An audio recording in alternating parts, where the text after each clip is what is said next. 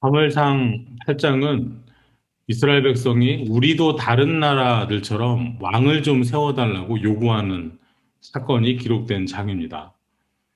이스라엘은 하나님의 다스림을 받는 하나님을 왕으로 모신 나라였습니다. 이 사건은 신앙적인 반역인 셈입니다. 이스라엘의 장로들이 사무엘을 찾아와서 우리나라도 이제는 다른 나라들처럼 왕이 좀 있어야 되겠다고 요구를 합니다. 이스라엘 역사 속에서 이 요구는 나라와 민족의 흐름을, 영적인 흐름을 완전히 바꿔버리는 큰 사건이었습니다. 먼저 1절에서 3절까지 있는 내용을 요약하면 이렇습니다. 사무엘이 늙었습니다. 사사요. 이스라엘에 그야말로 하나님의 뜻을 전했던, 어려서부터 하나님의 말씀이 이상이 흔히 보이지 않던 시대에 하나님 음성을 들었던 그 사무엘이 늙었고, 그러자 그의 두 아들들을 이스라엘의 사사로 세웠습니다. 여러분, 사사가 어떤 사람들인지 아시죠? 이스라엘의 지도자들입니다. 사무엘이 늙어서 지도자로서 백성들을 이끌기가 어려워지니까 사무엘의 두 아들이 사사로서 아버지의 뒤를 이었습니다. 그런데 이 두 아들의 행위가 아버지 같지가 않았습니다. 3절에서는 이 두 아들의 행위를 이렇게 설명하는데요. 자기 아버지의 행위를 따르지 아니하고 이익을 따라 뇌물을 받고 판결을 굽게 했다고 합니다. 그런데 그 아버지 사무엘은 어떻게 사사로서 살았는가? 사무엘이 이스라엘의 사사로 평생을 섬기면서 어떻게 행하였는지 사무엘상 12장에 기록이 있습니다. 내가 여기 있나니 여호와 앞과 그의 기름 부음을 받은 자 앞에서 내게 대하여 증언하라. 내가 누구의 소를 빼앗았느냐? 누구의 나귀를 빼앗았느냐? 누구를 속였느냐? 누구를 압제하였느냐? 내 눈을 흐리게 하는 뇌물을 누구의 손에서 받았느냐? 그리하였으면 내가 그것을 너희에게 갚으리라 하니. 사무엘이 사사로 섬기는 동안 많은 재판을 하고 수많은 일들을 중재하는 과정에서 어떤 사람의 것이든지 소나 낙이나 빼앗은 일이 없고 속이거나 압제한 일도 없고 뇌물을 받은 일도 없었습니다. 혹시 이런 일이 있었다면 지금 말하라고, 만약 그런 일이 있었다면 내가 그것을 갚으리라고 사무엘이 그 노년에 평생의 사역을 매듭지으면서 백성을 향해서 한 말입니다. 이 말을 들은 백성들이 사무엘에게 이렇게 대답을 했습니다. 그들이 이르되 당신이 우리를 속이지 아니하였고 압제하지 아니하였고 누구의 손에서든지 아무것도 빼앗은 것이 없나이다 하니라. 이것이 사무엘의 섬김이었습니다. 평생을 사사로 지내면서 누구도 속이지 않았고 누구도 힘으로 권력으로 지위를 이용해서 압제한 일이 없었습니다. 그런데 이러한 사무엘도 자신의 두 아들은 어찌할 수가 없었습니다. 사무엘의 두 아들은 아버지의 행위를 따르지 않았고 이익을 따라 뇌물을 받으면서 판결을 굽게 했습니다. 돈을 받고 사사라는 사람이 누군가는 억울하게 하고 누군가는 죄를 저질러 놓고도 자유하게 해준 것이었습니다. 이러한 행위들은 신명기에서 이미 명령된 하나님의 뜻을 정면으로 어긴 것이었습니다. 너는 재판을 굳게 하지 말며 사람을 외모로 보지 말며 또 뇌물을 받지 말라.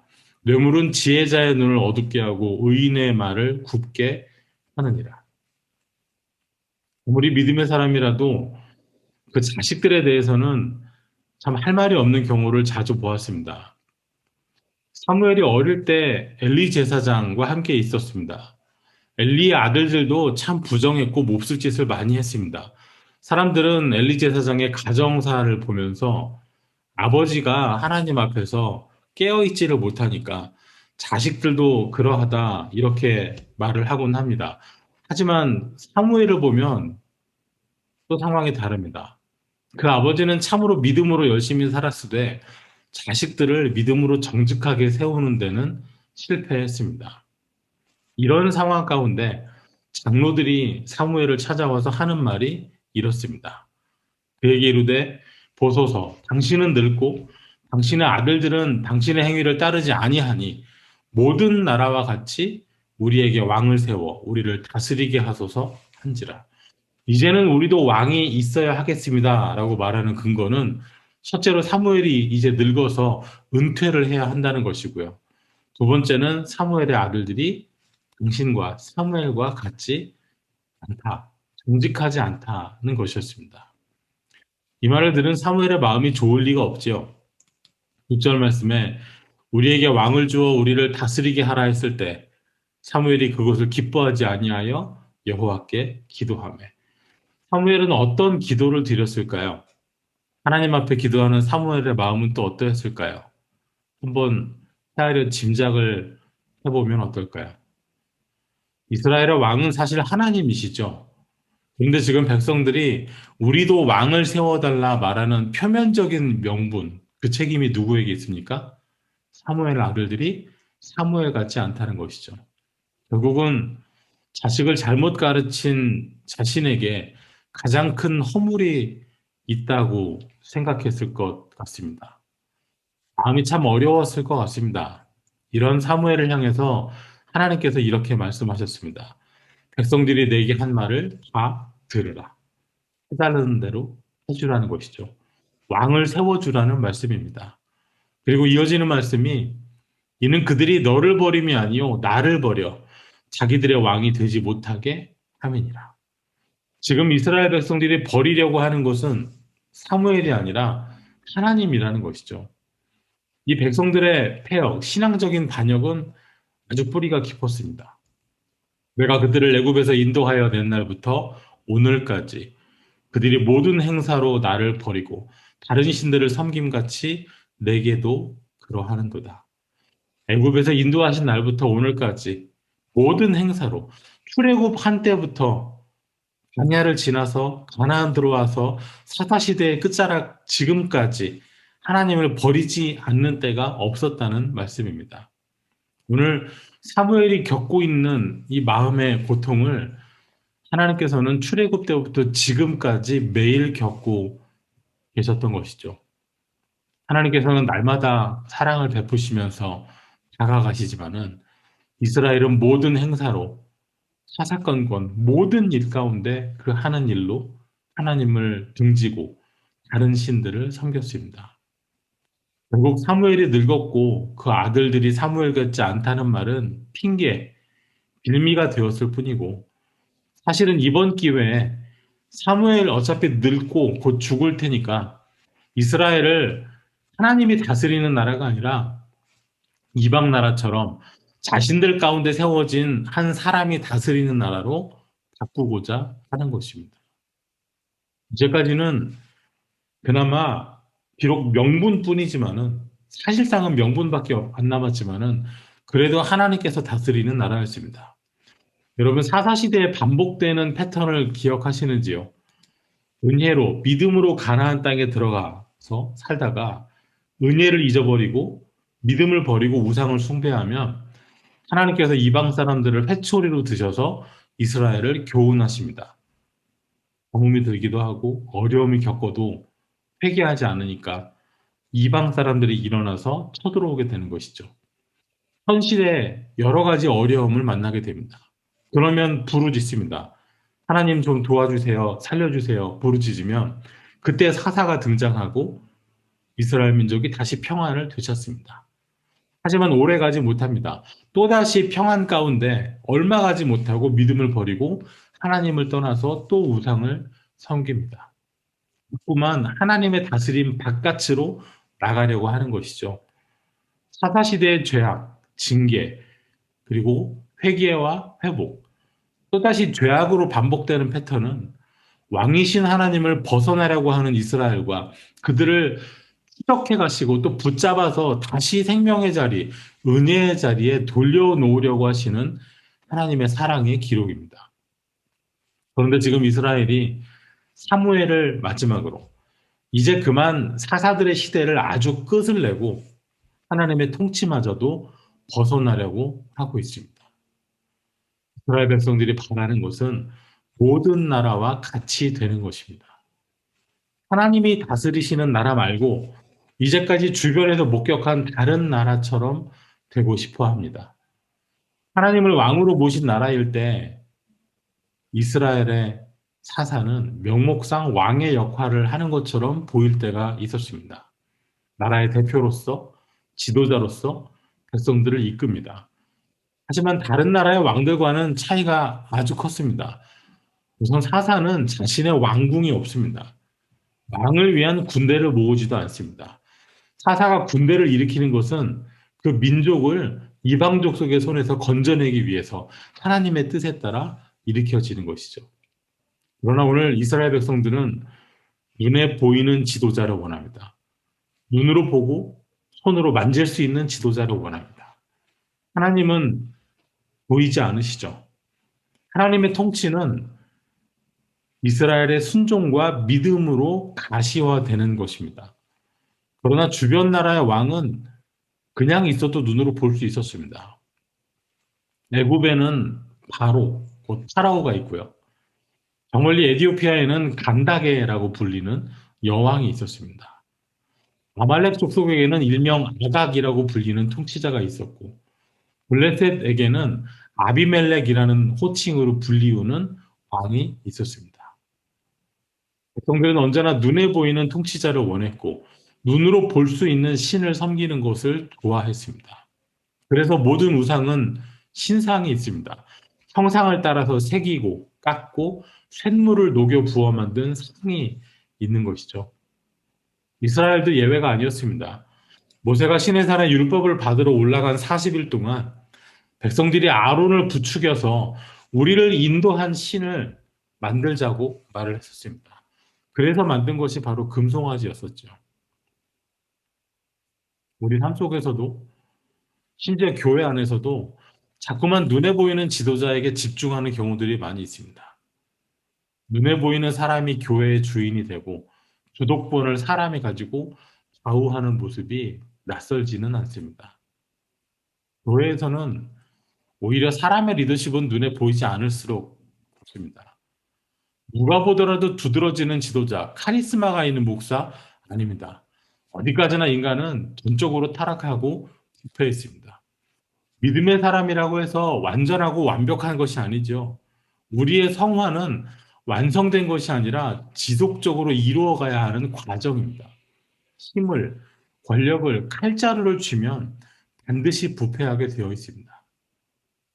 우리가 한국 사회, 그리고 한국에 있는 교회들 지도자들이 부패하고 범죄하는 모습들 뉴스로 보면서 확인할 수 있는 사실들입니다.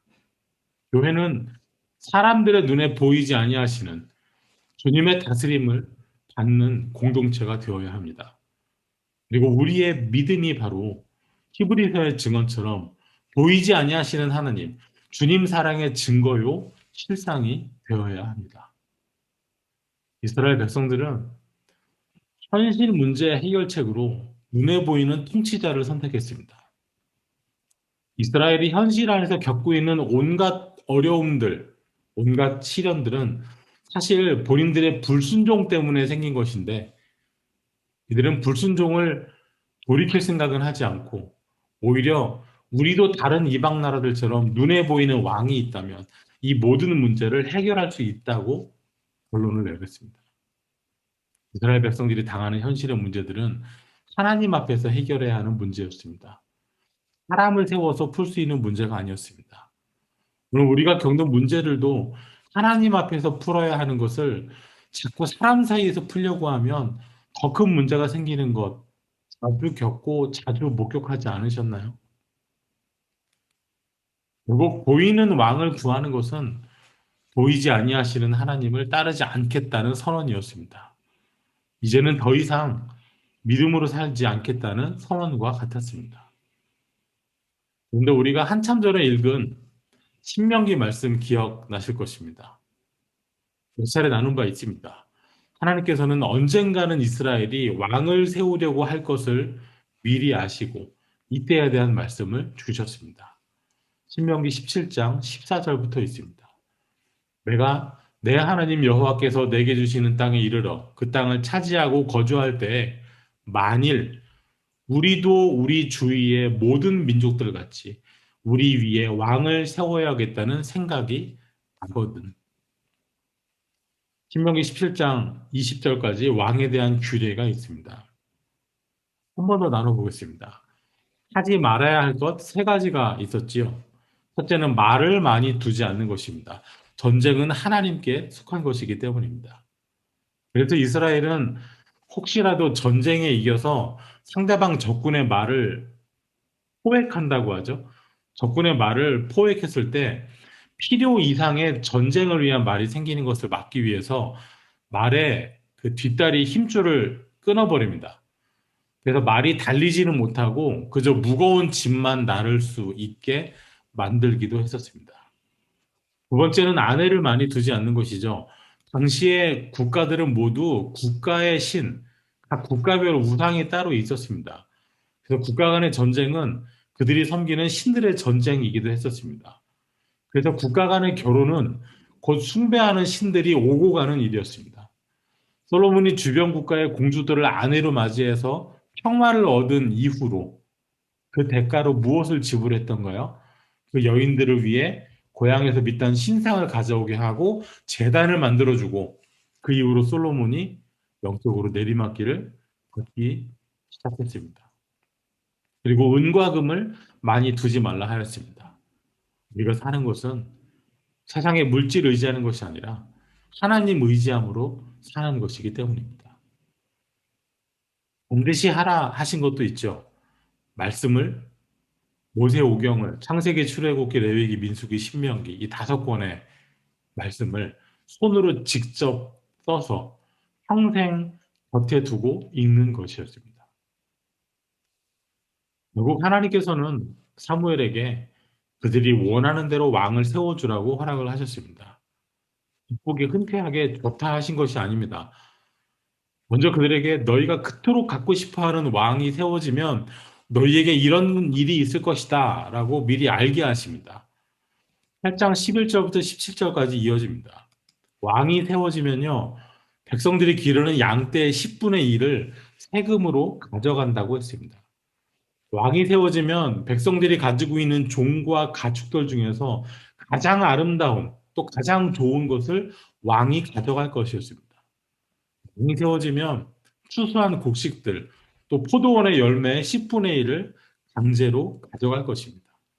또 좋은 밭, 포도를 기르는 포도원, 올리브를 기르는 감람원도 가져다가 왕이 자기의 신하들에게 주어버릴 것이고 그 백성들 가운데 딸들이 끌려가서 향료를 만들고 음식을 만들게 될 것입니다.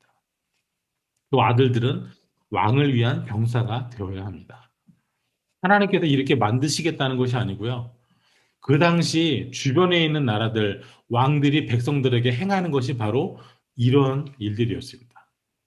이 가운데 11절만 살펴보면 이렇습니다. 이르되 너희를 다스릴 왕의 제도는 이러하니라 그가 너희 아들들을 데려다가 그의 병거와 말을 어거하게 하리니 그들이 그 병거 앞에서 달릴 것이며 여기서 병거가요.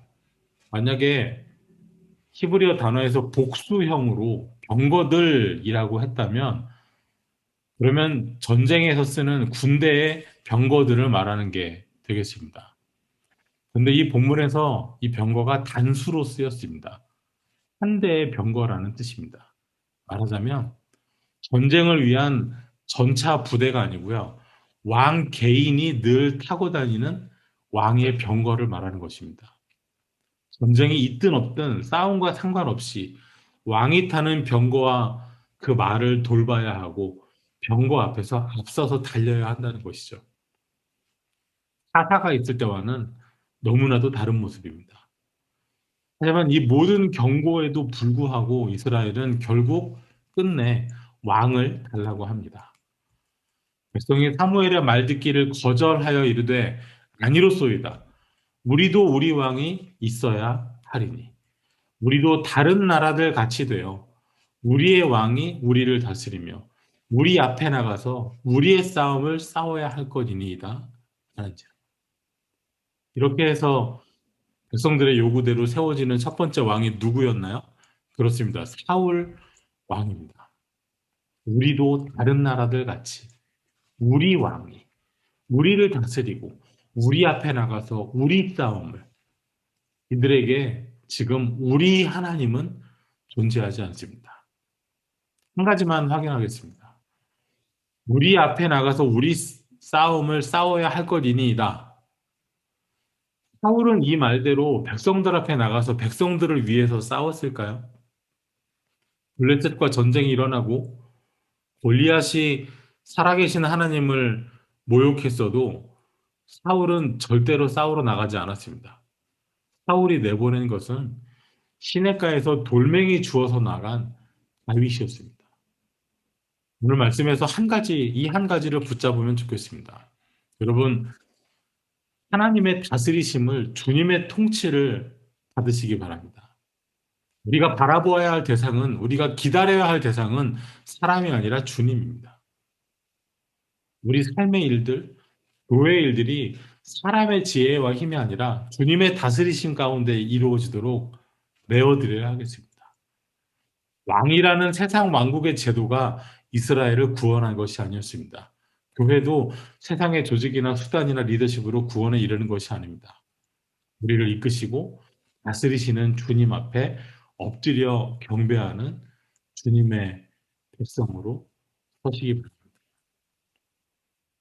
우리의 일, 우리의 삶, 우리의 이 세상 직업과 우리의 가정과 우리의 삶을 위해서 싸워주고 우리를 다스리고 우리의 모든 것을 주관할 이는 오로지 하나님 한 분뿐이십니다. 기도하겠습니다. 하나님 감사합니다. 부르시고 부활하신 주 예수님, 우리의 왕이시오니 우리의 시간을, 물질을, 삶을, 신앙을, 또한 우리 교회를 다스려 주옵소서. 눈으로 볼 수 있는 또 눈에 보이는 제도나 장치나 사람이 아니라 오로지 주님의 통치에 기대어 사는 우리가 되기를 원합니다. 보이지 아니하시나 우리의 믿음으로 하나님의 다스림을, 주님의 통치를 드러나게 하는 힐 한인 선교교회 성도들이 되게 하여 주옵소서. 예수님 이름으로 기도하옵나이다. 아멘.